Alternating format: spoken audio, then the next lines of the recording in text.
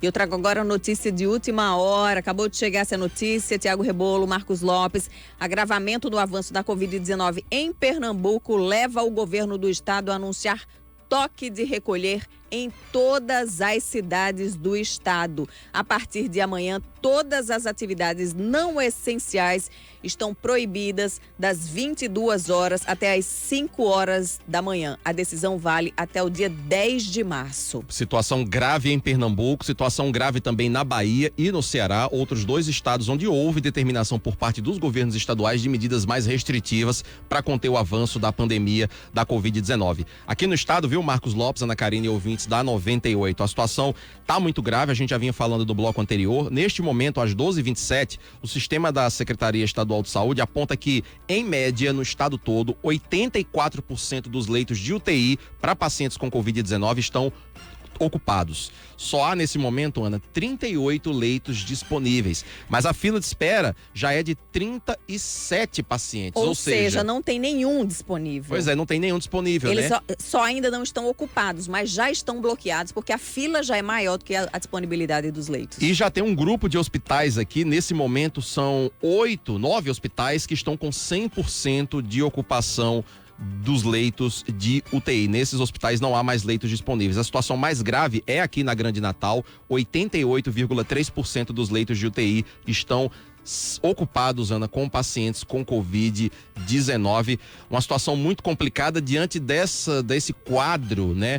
A Prefeitura do Natal anunciou ontem, aqui o secretário de Saúde, Jorge Antunes, com exclusividade, anunciou a abertura de mais leitos de UTI para pacientes com Covid. Transformando também o Hospital dos Pescadores em atendimento exclusivo para Covid-19. A partir de sábado, o Hospital dos Pescadores vai atender só casos de coronavírus e vai ter lá 10 leitos de UTI. Além disso, outros 5 leitos de UTI foram abertos no Hospital Municipal de Campanha e outros 5 também devem ser abertos ainda na próxima semana. Com isso, Ana, Natal vai ter agora, só na rede municipal, 50 leitos de UTI para atender pacientes com Covid-19. Tiago Rebolo, e depois dessa notícia de que Pernambuco vai, a partir de amanhã, decretar o toque de recolher, a governadora Fátima Bezerra acaba de anunciar durante uma entrevista coletiva que vai também adotar medidas mais duras e restritivas relacionadas à circulação de pessoas nos locais públicos e privados. Ainda não temos detalhes sobre o que vem aí, né? Tá rolando ainda nesse momento a coletiva, a determinação, né?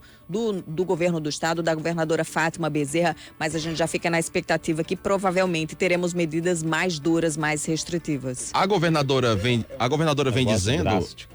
Viu, Marcos? A governadora vem dizendo, e ela repetiu isso agora na coletiva, que só abrir leitos não resolve. E a gente tá vendo que realmente não resolve, porque nas últimas 2-3 semanas o estado abriu cerca de 40 leitos de UTI e mesmo assim a ocupação tá beirando os 100%. A governadora disse que o que vai realmente controlar é a população se conscientizar de que não pode estar aglomerando e tem que adotar todas as medidas de segurança para evitar o contágio. Mas eu acho que...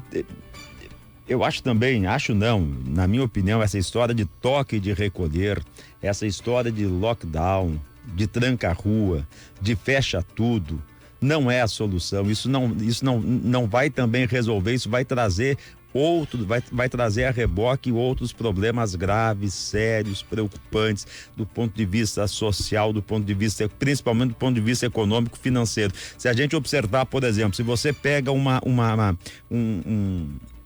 toque de recolher de 22 às 6 da manhã. Talvez nem tanto Natal, mas cidades maiores, estados maiores, é um horário de alta produção. Isso. De 22 às 6 da manhã. São Paulo, Rio de Janeiro, Belo Horizonte, Porto Alegre, de 22 às 6 da manhã, é onde se produz. É onde tem gente trabalhando, tem gente gerando produção, emprego, trabalho, economia para o dia seguinte. E essa história de toque de recolher me lembra muito aqueles filmes da Segunda Guerra Mundial, baseados em fatos reais e verídicos, de toque de recolher. Marcos, eu acho que isso não resolve. Isso é conscientização. Você partir para um aspecto, negócio ditatorial, você impor um toque de recolher e você voltar a pensar num lockdown novamente, a gente vai ter um retrocesso terrível, a gente vai para uma quebradeira que não vai resolver, vai ser preocupante, vai ser pior ainda. Marcos, eu concordo em partes com você, eu também não sou favorável a medidas drásticas desse ponto, lockdown, fechar tudo, fechar comércio. Agora, a situação do gestor também é muito difícil, né, Ana? Porque o gestor determina lá uma série de regras que as pessoas devem seguir, as medidas preventivas, uso obrigatório de máscaras, distanciamento social, ocupação máxima em estabelecimentos, e as pessoas não respeitam, não seguem. Você falou agora há pouco sobre conscientização, Marcos, tem um ano, a gente acabou de falar aqui que a pandemia fez um ano, e a gente ainda tem muitas pessoas que sequer acreditam que a doença existe. Então, essa conscientização que a gente sempre pede aqui, uma hora tem um limite essa paciência, né, Ana? Porque as pessoas não se conscientizam, não Mas respeitam. eu acho que antes de se pensar, de se cogitar em toque de recolher, antes de se cogitar em fechamento, tem que fazer uma fiscalização intensiva. Algo que também não aconteceu até agora. Não aconteceu até agora. Então o gestor tem que pensar muito nisso também. Ao invés de ele ficar atrás sentado no gabinete, no almofadado gabinete, falando em medidas mais duras, mais restritivas, coloque o aparato que ele tem à disposição para fiscalização, porque nem todos que estão na rua, nem todos que estão trabalhando à noite, eles estão descumprindo com protocolos. Esses não podem e não devem ser penalizados. Quem estiver descumprindo, que seja punido com rigor da lei. Olha, mas generalizar eu acho muito perigoso. É um precedente terrível que está sendo aberto em algumas cidades, em alguns estados do Brasil, com essa história de toque de recolher. A gente vai aceitando, daqui a pouco o negócio degringola. Ô Marcos, é uma situação realmente dramática e é uma decisão muito difícil para os gestores, mas muitos governadores, muitos prefeitos estão adotando essa medida como única saída para tentar conter o ritmo de contaminação. Salvador, a partir de hoje, lockdown. Inclusive, hoje pela manhã eu vi imagens, né, da capital baiana, as ruas completamente desertas, comércio todo fechado, praias desertas. São imagens desoladoras. Eu estive em Salvador no auge desse lockdown, quando voltou a Copa do Nordeste. Salvador era uma cidade fantasma. Olha, eu acho que nenhum gestor se sente bem adotando uma medida como essa, de fechar comércio, de fechar alguns setores da economia. O impacto econômico, inclusive para as finanças públicas, é muito grave, né? Nenhum gestor vai se sentir à vontade em adotar uma medida como essa. No entanto, é a medida que está se mostrando necessária, porque as pessoas não se conscientizam, né? Agora chegou uma atualização aqui, a governadora segue falando nessa coletiva. Ela afirmou agora também que alguns órgãos públicos vão suspender o atendimento presencial para evitar o contágio da Covid-19. A partir de segunda-feira, Detran e Centrais do Cidadão vão suspender atendimento presencial para conter o avanço da pandemia. A governadora não anunciou medidas concretas ainda, qual setor vai fechar, qual não vai, até que horas, porque ela disse que essa decisão vai ser tomada em diálogo aí com os próprios setores, né? Vai tentar chegar pelo menos a um meio termo para amenizar um pouquinho o prejuízo para esses setores da economia. Porém, medidas mais duras, segundo ela, serão necessárias, Ana. Pois é, e a gente pede mais uma vez a conscientização da população, não é? Porque assim, não adianta cobrar fiscalização pelos decretos, porque também não há agente público suficiente para estar sendo babá de cada estabelecimento, de cada rua, né? De cada bairro, de cada cidade. Então a população também precisa colaborar, Marcos Lopes. Claro, tem a dúvida. Mas quando eu falo em intensificar a fiscalização, não é colocar babá para cada estabelecimento, não é colocar um segurança. Os próprios estabelecimentos, eles são passíveis de punição caso descumpram o que está colocado no protocolo. Então, uma ronda mais ostensiva, uma vigilância mais ostensiva, blitz mais ostensivas, isso é perfeitamente possível se o Estado, não é como um todo, não for capaz de fazer isso, aí a gente vai esperar o quê? E aí eu queria inclusive chamar a participação do nosso ouvinte que está conosco aí pelo youtube.com/98FM Natal e também pelo WhatsApp 981419898, porque ontem o secretário de Saúde de Natal, Jorge Antunes, esteve aqui e disse uma frase bem polêmica, repercutiu muito ontem, hoje pela manhã.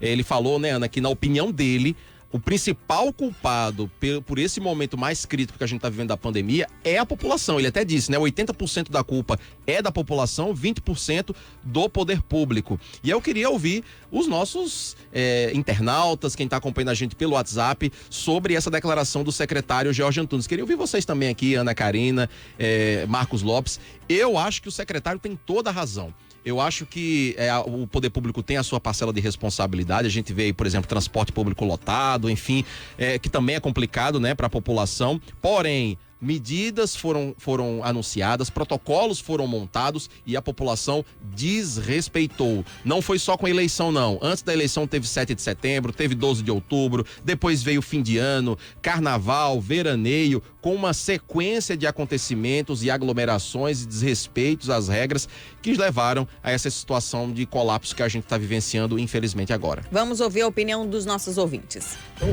Bom dia, Ana Karina Castro. Bom dia, pessoal da bancada. Aqui é o Gilvão Berbalada. Realmente, Ana Karina, tá uma situação muito difícil, viu? Ontem, às 23 horas, Natal estava aparecendo uma cidade fantasma, deserto total.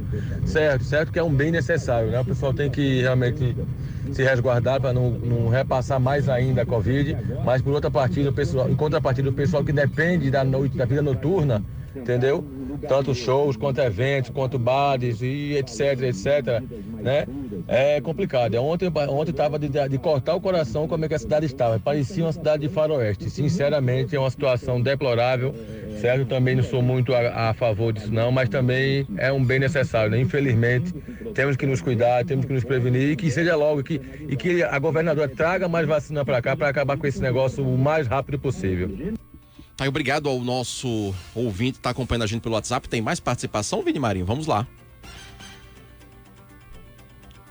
Daqui a pouquinho. Gente, hoje Marcos Lopes está rebelde.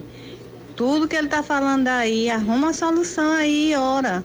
A solução para Covid, para ninguém ficar contaminado, os hospitais não ficar lotados. Tá aí, obrigado a nossa ouvinte participando. Ela Marcos quer saber, Lopes. Marcos, o que é que você sugere ao invés de medidas restritivas que os gestores estão tomando? Eu já sugeri, ela não prestou atenção.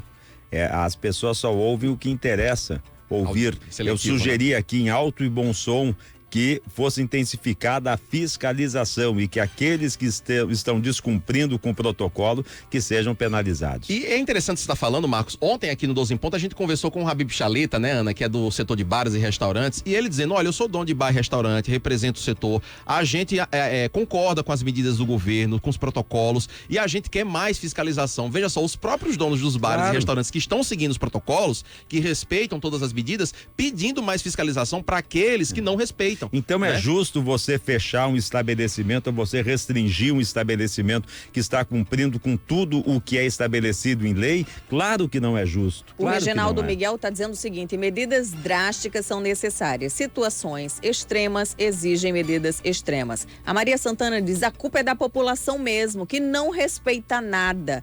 Aí o Reginaldo diz: olha, milhares de flamenguistas por todo o país se envolveram ontem em aglomerações. E é verdade, eu vi muitas cenas dessa, viu? Para vocês verem como a população não respeita. Só precisa do motivo, Marcos Lopes, para desrespeitar as regras de distanciamento social. O Edmilson Ferreira diz que concorda integralmente com o secretário Jorge Antunes de que o maior culpado por esse momento é a população que não respeitou. Mas o que a gente viu, por exemplo, na reta final do campeonato estadual aqui, o que a gente viu no veraneio com aquelas aglomerações em praias, o que a gente viu aí no Natal e no Réveillon, o que a gente viu, eu tô retrocedendo, o que a gente viu na campanha política, quer prova maior de que o secretário tem razão? A Fadinha tá dizendo aqui, Marcos, que você tá defendendo mais fiscalização, que o efetivo policial, por exemplo, não é suficiente para fiscalizar todo o estado do Rio Grande do Norte, todo o setor de bares e restaurantes. Claro que não é, mas nós estamos vivendo um clima de guerra, que se faça